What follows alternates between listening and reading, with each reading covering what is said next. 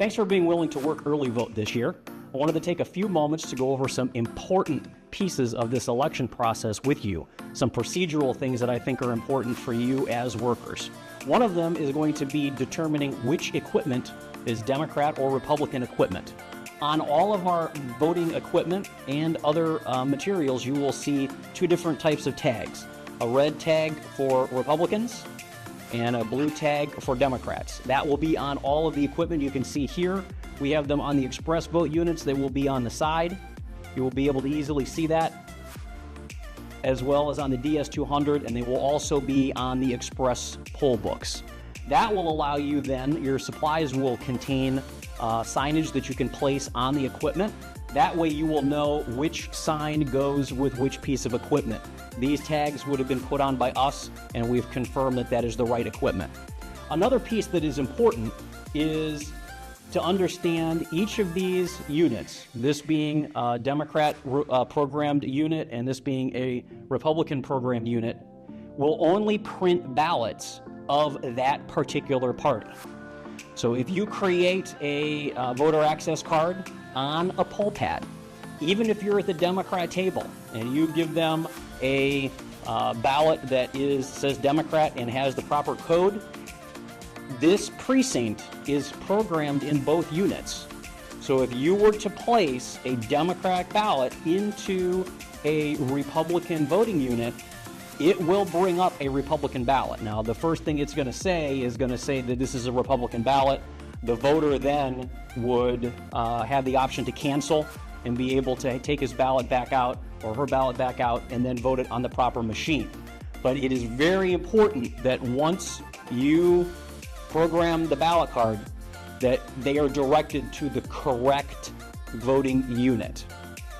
Once they have been directed to the correct voting unit, the voters can then insert their card. So this is a Democratic ballot. We can put this into the Democrat machine. And then we can go ahead and vote this ballot. Once the voter gets to the end of the ballot, they will then be able to print the ballot. Be aware that on both of the ballots, Democrats or Republicans, but particularly on the Democratic ballot, due to the size of the ballot, there are more candidates and races on the Democratic ballot, that it will take a little while for it to be able to print the ballot card.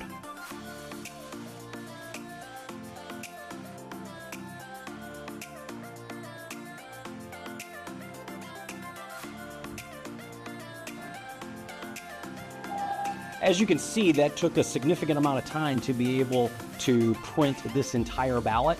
This is the largest ballot we have ever had here in Dallas County. We're at a 19-inch ballot. We typically are not this large, but keep that in mind when you have voters that are going up to the unit. If they see that, it's not that the unit is frozen. You are normally going to have potentially a long period for all of this to be entered onto the ballot card. Now, when you go to the tabulator, if you enter the proper ballots, you can see this is a Democrat tabulator. If we were to put this into the tabulator,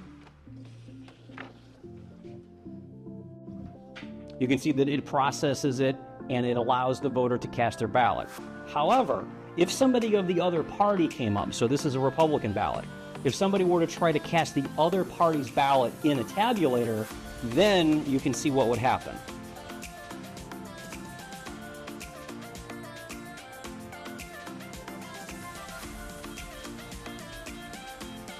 You can see that it would reject the ballot, it would alert a poll worker, and they would notice that this ballot is a Republican ballot. It needs to be placed into the Republican tabulator, not into the Democrat tabulator.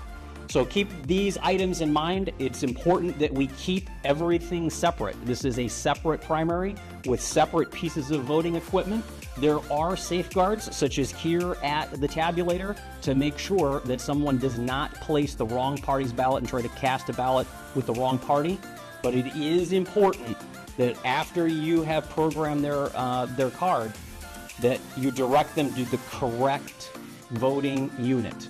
If you direct them to the wrong voting unit, it could bring up a ballot for the other party, but their correct precinct.